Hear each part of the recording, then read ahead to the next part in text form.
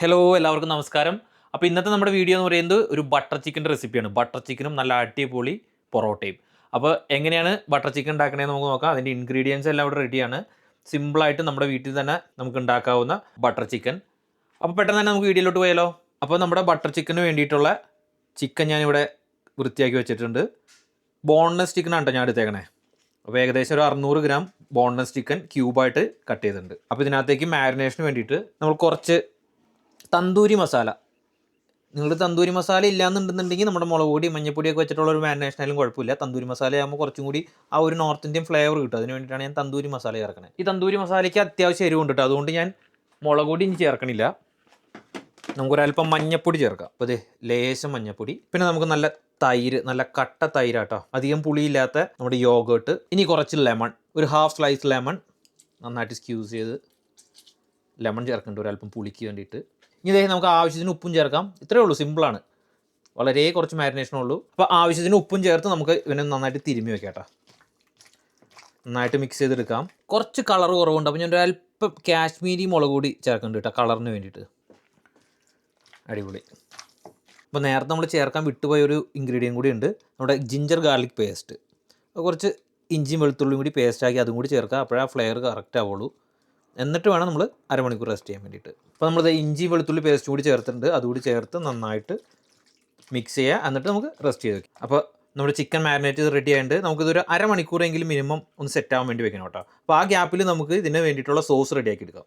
നമുക്ക് ആ സമയം കൊണ്ട് സവോള, തക്കാളി അങ്ങനത്തെ സാധനങ്ങളൊക്കെ അരിഞ്ഞെടുക്കാം. അപ്പോൾ ഞാനൊരു 3 മീഡിയം സവോള എടുത്തിട്ടുണ്ട് കേട്ടോ. സവോള നമ്മൾ ചെറുതായിട്ട് കട്ട് ചെയ്യുക.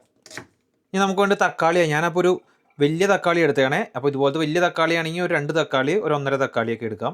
ചെറുതാണെങ്കിൽ ഒരു 4-5 തക്കാളി എടുക്കണം കേട്ടോ. തക്കാളി നമ്മളതുപോലെ തന്നെ ഒന്ന് ചെറുതായിട്ട് കട്ട് ചെയ്ത് കൊടുക്കണ്ട കേട്ടോ. ഈ തക്കാളി എടുക്കുമ്പോൾ മാക്സിമം നല്ല പഴുത്ത തക്കാളി നോക്കി എടുക്കാൻ നോക്കണം. അപ്പോഴാണ് നമ്മുടെ ഗ്രേവി നല്ല സൂപ്പറായിട്ട് വരുള്ളൂ.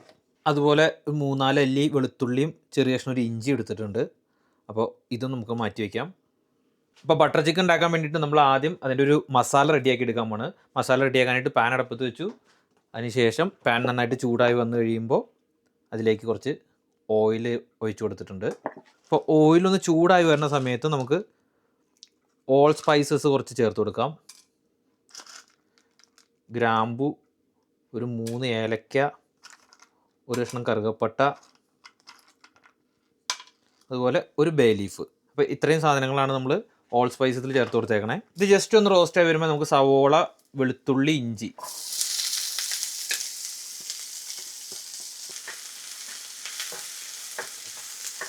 നമുക്ക് സവോളയിലേക്ക് കുറച്ച് ഉപ്പ് ചേർത്ത് കൊടുക്കാം. അപ്പോൾ സവോള വേഗം വാടി വരും.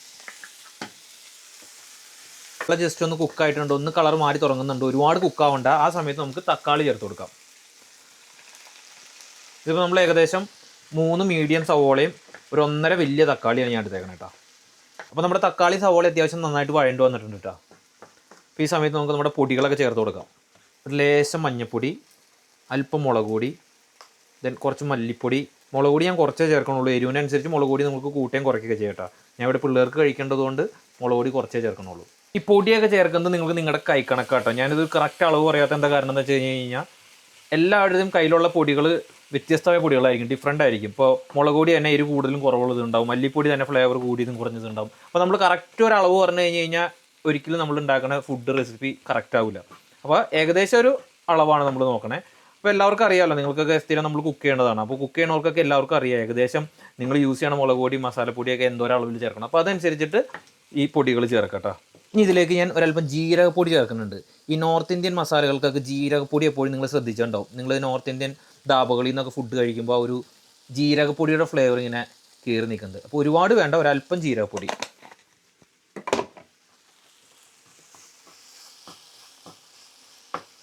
ഞാൻ ഒരല്പം ഗരം മസാലയും കൂടി ചേർക്കുന്നുണ്ട് കേട്ടോ. അപ്പോൾ ഈ സ്റ്റേജിൽ നമ്മൾ കാഷ്യൂ നട്ടും കൂടി ചേർത്ത് കഴിഞ്ഞാൽ നല്ലതായിരിക്കും കേട്ടോ. എൻ്റെ കയ്യിൽ കാഷ്യൂ നട്ട് ഉണ്ടായിരുന്നില്ല, തീർന്നു പോയി. അപ്പോൾ അത് തന്നെ കാഷ്യൂ ഞാൻ ചേർക്കണില്ല, നമുക്കല്ലാതെ തന്നെ റെഡിയാക്കി എടുക്കാം. അപ്പോൾ നമ്മുടെ മസാല റെഡി ആയിട്ടുണ്ട്. നമുക്കിതൊന്ന് മിക്സിയിൽ അടിച്ചെടുക്കണം. അപ്പോൾ നമുക്ക് തീ ഓഫ് ചെയ്യാം. എന്നിട്ട് ഇതിനകത്തുള്ള ഈ ബേ ലീഫ് മാത്രം നമ്മൾ എടുത്ത് മാറ്റും കേട്ടോ. ബേ ലീഫ് എടുത്ത് മാറ്റിയിട്ടാണ് നമ്മൾ മിക്സിയിലിട്ട് അടിച്ചെടുക്കുന്നത്. ഇത് നമ്മുടെ മിക്സിയുടെ ജാറിലോട്ട് മാറ്റിയിട്ടുണ്ട്. ഇതൊന്ന് ചെറുതായിട്ട് ചൂടാറണം, എന്നിട്ട് വേണം അടിച്ചെടുക്കാനായിട്ട്. അപ്പോൾ ഒരു അല്പം വെള്ളം ചേർത്ത് നല്ല പേസ്റ്റ് രൂപത്തിൽ അടിച്ചെടുക്കണം. ഇതിപ്പോൾ നമ്മൾ നേരത്തെ ഉണ്ടാക്കിയ മസാല സ്റ്റെയിൻ ചെയ്തെടുക്കുന്നതാണ്ടാ. സ്റ്റെയിൻ ചെയ്തെടുത്തില്ലെങ്കിൽ കണ്ടതിനകത്ത് ഈ ഏലക്കായുടെയും ഗ്രാമ്പൂൻ്റെയും പട്ടയുടെയൊക്കെ തരികൾ എടുപ്പുണ്ടാവും. അപ്പോൾ നമ്മൾ നന്നായിട്ട് ഒരു അരിപ്പ് വെച്ച് സ്റ്റെയിൻ ചെയ്തെടുക്കണം. അപ്പോൾ നമ്മുടെ ചിക്കൻ ഏകദേശം അരമണിക്കൂറിൽ കൂടുതലായി. അപ്പോൾ നമ്മളിതൊരു പാൻ വെച്ചു ജസ്റ്റ് ഒന്ന് ചിക്കൻ വറുത്തെടുക്കണേ. അപ്പോൾ നമുക്ക് ജസ്റ്റ് ചിക്കൻ ഒന്ന് ഫ്രൈ ചെയ്തെടുക്കണം. നമ്മുടെ ചിക്കൻ നല്ല അടിപൊളിയായിട്ട് വന്നിട്ടുണ്ട്. നമുക്കിപ്പോൾ ഒരല്പം ഓയിൽ ഒഴിച്ച് കൊടുക്കാം. ഞങ്ങൾ കുറച്ച് ഓയിൽ ഒഴിച്ച് കൊടുക്കണം. ഞാൻ ഒലിവ് ഓയിലാണ് യൂസ് ചെയ്യണേ.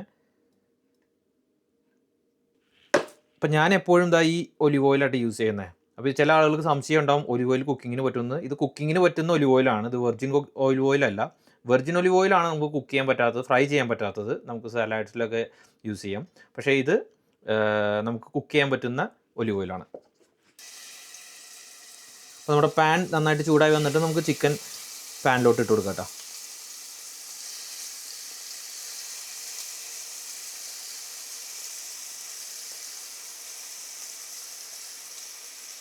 നമ്മൾ സൈഡിൽ ചിക്കൻ ഇങ്ങനെ ഇട്ട് കൊടുക്കണം. എന്താ വെച്ചാൽ സെൻറ്ററിൽ വെച്ച് കഴിഞ്ഞാൽ പെട്ടെന്ന് കരിയും. അപ്പോൾ നമ്മൾ എല്ലാ ചിക്കനും നിരത്തി വരുമ്പോഴേക്കും സെൻറ്ററിലെ ചിക്കൻ പെട്ടെന്ന് കുക്കായി പോകും. അതുകൊണ്ടാണ് നമ്മൾ സൈഡിൽ ആദ്യം വെച്ച് കൊടുക്കുന്നത് കേട്ടോ. നമ്മുടെ ചിക്കൻ ഇപ്പോൾ ഒരു സൈഡ് കുക്കായി വന്നിട്ടുണ്ട് കേട്ടോ. അപ്പോൾ നമുക്ക് മറച്ചിട്ട് കൊടുക്കാം. ഇത് ഒരുപാട് ഡീപ്പ് ഫ്രൈ ചെയ്യേണ്ട കേട്ടോ. ഡീപ്പ് ഫ്രൈ ചെയ്ത് കഴിഞ്ഞാൽ ഭയങ്കര ടൈറ്റായി പോകും ചിക്കൻ. അപ്പോൾ നമ്മൾ മസാലയിൽ വരുമ്പോൾ ചിക്കൻ ഭയങ്കര ഹാർഡാകുമ്പോൾ കഴിക്കാൻ ഒരു സുഖം ഉണ്ടാവില്ല. നമുക്ക് ചിക്കൻ മൊത്തത്തിലൊന്ന് വെന്താൽ മതി. അപ്പോൾ ഇത് നമ്മുടെ ചിക്കനൊക്കെ നമ്മൾ ഫ്രൈ ചെയ്ത് മാറ്റി വെച്ചിട്ടുണ്ട്. ഇനി നമ്മൾ അടിച്ച് വെച്ചേക്കണ ഗ്രേവി ഉണ്ടല്ലോ, ആ ഗ്രേവി നമുക്ക് കുക്ക് ചെയ്തെടുത്തിട്ട് അതിനകത്തേക്ക് ചിക്കൻ ചേർത്ത് നമുക്ക് ഫിനിഷ് ചെയ്തെടുക്കാം. അപ്പോൾ അതിന് വേണ്ടി ഇതൊരു പാൻ വെച്ചിട്ടുണ്ട്. അത് ചൂടാവട്ടെ. ചൂടായി കഴിയുമ്പോൾ നമുക്ക് കുറച്ച് ഓയിൽ ഒഴിച്ചിട്ട്, നമ്മുടെ പാൻ ചൂടായിട്ടുണ്ട്, നമുക്ക് കുറച്ച് ഓയിൽ ചേർത്ത് കൊടുക്കാം. അപ്പോൾ നമ്മുടെ ഗ്രേവിക്ക് ഒരു അല്പം കളർ കുറവുണ്ടായിരുന്നു കേട്ടോ. അപ്പോൾ ഞാൻ ലേശം മഞ്ഞൾപ്പൊടി ചേർക്കുന്നുണ്ട്. അപ്പോൾ ഈ ഓയിൽ ഫ്രൈ ആവുന്ന കൂട്ടത്തിൽ നമ്മൾ ഒരല്പം മഞ്ഞൾപ്പൊടി ചേർത്ത് ജസ്റ്റ് ഒന്ന് ഫ്രൈ ചെയ്തെടുക്കുകയാണ്.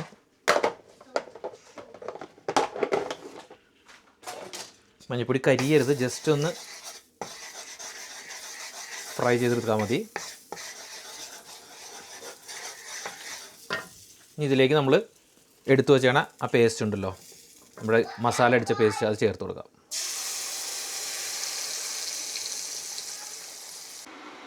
നമ്മുടെ ഗ്രേവി നല്ല തിളച്ച് വരേണ്ട സമയത്ത് നമുക്ക് ഉപ്പ് ചേർത്ത് നോക്കാം. ഉപ്പ് ടേസ്റ്റ് ചെയ്ത് നോക്കിയിട്ട് ആവശ്യത്തിന് ഉപ്പ് ചേർത്ത് കൊടുക്കണം കേട്ടോ. ഈ സമയത്ത് ഉപ്പൊന്ന് ബാലൻസ് ആയതിനു ശേഷം നമുക്ക് അടുത്ത് ചേർക്കേണ്ടത് ഫ്രഷ് ക്രീം ഉണ്ടെങ്കിൽ ക്രീമാണ്. ഞാൻ ക്രീമില്ല, അതിന് പകരം നമുക്ക് ക്രീമില്ലെങ്കിൽ കേർഡ് യൂസ് ചെയ്യാം. നല്ല കട്ടിക്ക് ഉള്ള തൈര് യൂസ് ചെയ്യാം കേട്ടോ.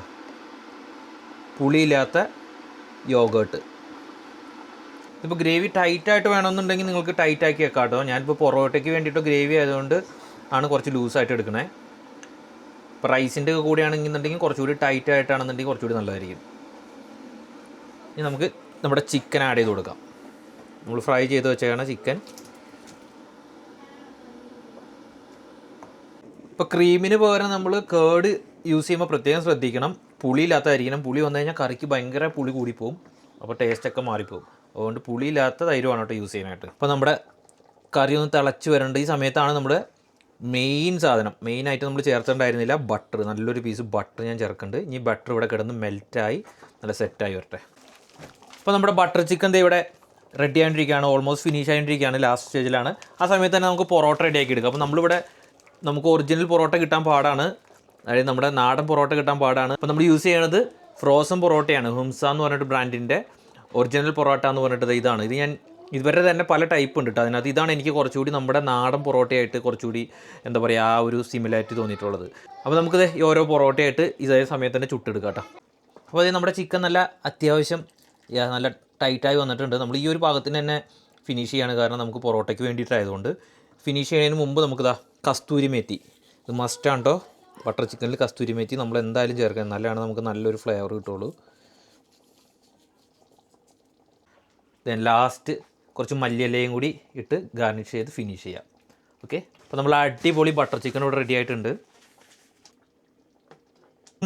അപ്പോൾ ഇത് നമുക്ക് മാറ്റി വയ്ക്കാൻ, എന്നിട്ട് നമുക്ക് പൊറോട്ട ചുട്ടെടുക്കാം. പൊറോട്ട അപ്പോൾ ഇതുപോലെ ചെറിയ ചെറിയ പാക്കുകളായിട്ടാണ് വരണേ. അപ്പോൾ നമ്മൾ നേരെ ഇതിൻ്റെ പ്ലാസ്റ്റിക് മാറ്റിയിട്ട് ജസ്റ്റ് വേറെ ഒന്നും ചെയ്യാനില്ല. ഓയിലിൻ്റെ പോലെ ആവശ്യമില്ല, ഓൾറെഡി ഇതിനകത്ത് ഓയിലുണ്ട്. വെറുതെ ചൂടായ പാനിലോട്ട് വെച്ച് കൊടുത്താൽ മതി. എന്നിട്ട് നമ്മൾ സാധാരണ പൊറോട്ട ചൂടുന്ന പോലെ രണ്ട് സൈഡും മാറ്റി മാറ്റി മറിച്ചിട്ട് വേവിച്ചെടുക്കുക, അത്രേ ഉള്ളൂ. അപ്പോൾ നമ്മുടെ പൊറോട്ട ദേ ഇവിടെ റെഡി ആയിട്ടിരിക്കുന്നു. അപ്പോൾ ഇത് പറഞ്ഞാൽ നമുക്കൊന്ന് ടേസ്റ്റ് ചെയ്ത് നോക്കാം കേട്ടോ. നല്ല ലെയറായിട്ട് വന്നിട്ടുണ്ട് കണ്ട. അതിൽ നമുക്കൊരു പീസ് എടുത്തിട്ട് ഗ്രേവിയിൽ മുക്കിയിട്ട്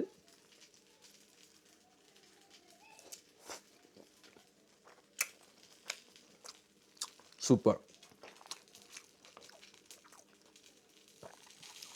നമ്മൾ ആ റെസ്റ്റോറൻറ്റ് സ്റ്റൈൽ തന്നെ ആയിട്ടുണ്ട്. ചിക്കൻ കണ്ട നല്ല സൂപ്പറായിട്ട് കുക്ക് ചെയ്യണമെങ്കിൽ ഒരു ചിക്കൻ പീസും ഗ്രേവിയും കൂടി ഇതാ.